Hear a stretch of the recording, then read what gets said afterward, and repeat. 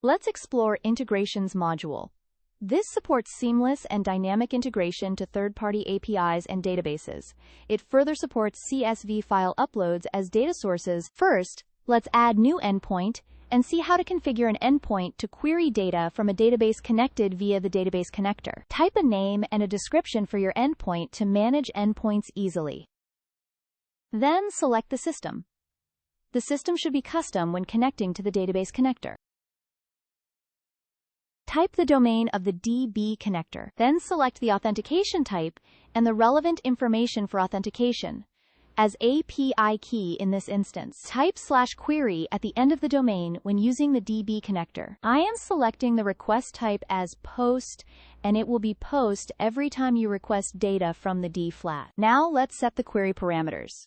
In this instance, I use 4 parameters as I need to fetch the achievement of each individual agent from the DB within a month. So I want agent code, minimum date, and maximum date as parameters.